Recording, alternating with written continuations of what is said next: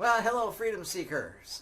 Today we are having a fun activity. I'm here with my partner Chris in Seattle, and we're at our dining room table. And Chris, what are we doing? We are sorting chocolate beans, cacao beans. Cacao beans. Unroasted cacao beans. Yes, these are just green cacao beans. These beans are from Peru, and we're going to get a total of 2 pounds of sorted beans. Now, sorting them, what are we doing in sorting them, Chris? You're just picking out any that look bad, kind of like when you sort out dried pinto beans. You pick out anything that may look like it's bad, maybe chewed up or...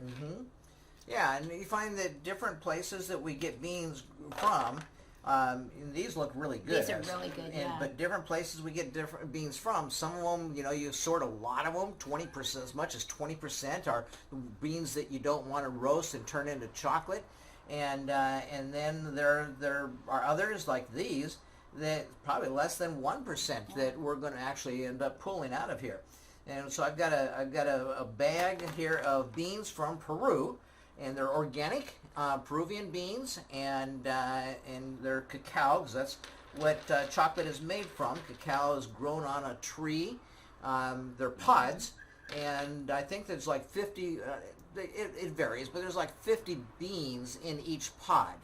And so they split the cacao pod open, and then they pull the beans out, and they go through a process of fermenting the beans for, depending upon the particular operation, they'll ferment the beans from 5 to 10 days. And so that the beans come out fermented, and after that, then they put the beans on, generally it's just a slab of cement, or some cases it's a slab of dirt with burlap bags that are laid down on the dirt, and then they dry the beans. Dry them in the sun. And dry them in the sun. And after their beans are dried, then they all get bagged up. And so some of the places you'll find that you buy your beans and you got rocks and you got twigs and all kinds of different things in there that you really don't want.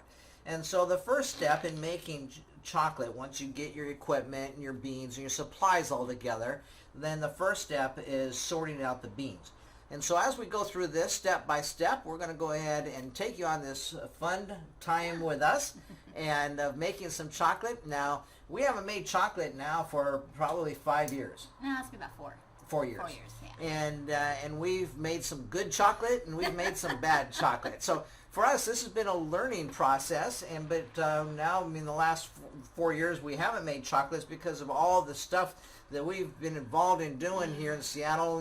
From finishing the remodel on the house that I owned and moving out of that house into the house that I was partial owner in, half owner in, and planning to remodel that, and then selling my house and having to kick the renter out of the house that I was partial owner in and take her to court.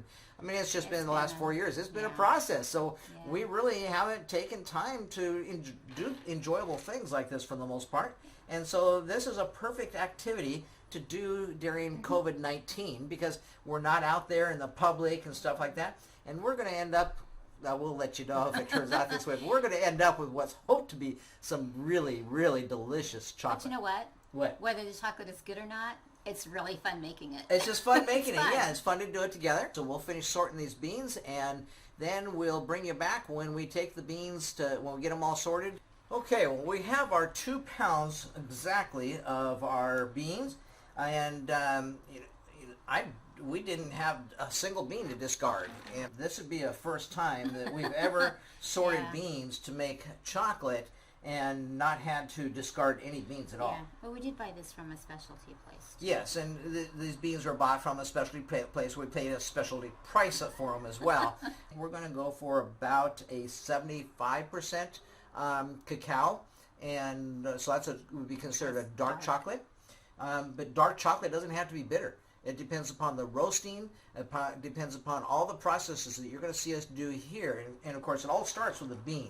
If you start out with a quality bean, then it has a lot of really good flavor, then you'll end up with a quality product if you go ahead and do a quality job of roasting it. And so we're going to just continue on here then, and we'll check back here in a moment when we get the roaster set up and show you what we're doing with that.